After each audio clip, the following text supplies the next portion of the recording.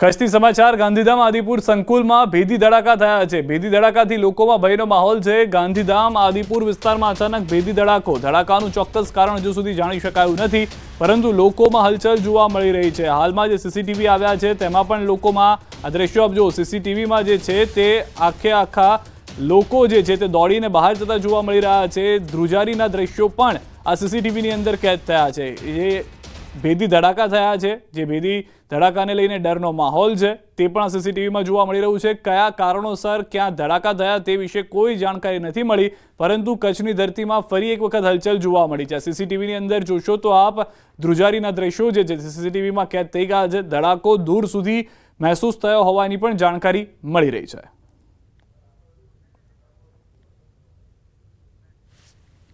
વડોદરાથી સમાચાર। સિરપ કાંડમાં મોટો ખુલાસો। દવા લખનાર વ્યક્તિ ધોરણ 12 પાસ હતો। આરોપી પાસે તબીબી ડિગ્રી ન હોવાનો ખુલાસો।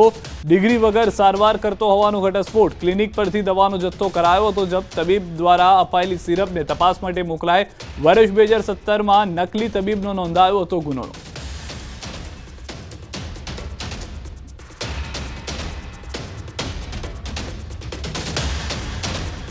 આજે કફ સિરપ ને જે ડોક્ટર છે અહીંયા આગળ તે ફૂડ એન્ડ ડ્રગ્સ ડિપાર્ટમેન્ટ પણ અહીંયા આવ્યું છે, પોલીસ ડિપાર્ટમેન્ટ છે, અમે આરોગ્ય ડિપાર્ટમેન્ટ પણ અહીંયા છીએ અને એમના ઘરે અને અહીંયા આગળ સ્થળ પર એમના ક્લિનિક બનાવ્યું છે ત્યાં આગળ પણ પોલીસની ટીમ ફૂડ એન્ડ ડ્રગ્સની કાર્યવાહી કરી રહી છે।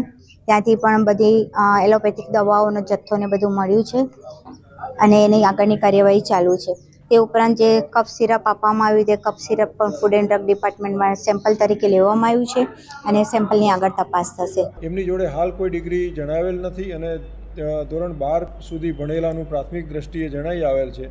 એમને કોઈ પ્રાઇવેટ કોર્સ કરેલો હોય એવું હાલ જો તપાસમાં નીકળશે તો એના અનુસંધાને આગળ તપાસ ચાલુ છે। તો મહત્વનું છે કે ડભોઈમાં 2 બાળકોની તબિયત બગડતા નજીકના ક્લિનિકમાં સારવાર માટે ખસેડાયા હતા। ત્યાં તબીબે સિરપ તેમજ દવાઓ આપી હતી। સિરપ લીધા બાદ બાળકોની તબિયત લથડતા તેમને સારવાર માટે હોસ્પિટલ ખસેડાયા હતા, જ્યાં તેમને આઈસીયુમાં દાખલ કરવાની ફરજ પડી હતી। જે બાદ આરોગ્ય વિભાગની ટીમ દોડતી થઈ અને ગામના તબીબના ઘરે તપાસ શરૂ કરી, જેમાં ખુલ્યું કે ડોક્ટર ડિગ્રી વગર સારવાર કરતો હતો।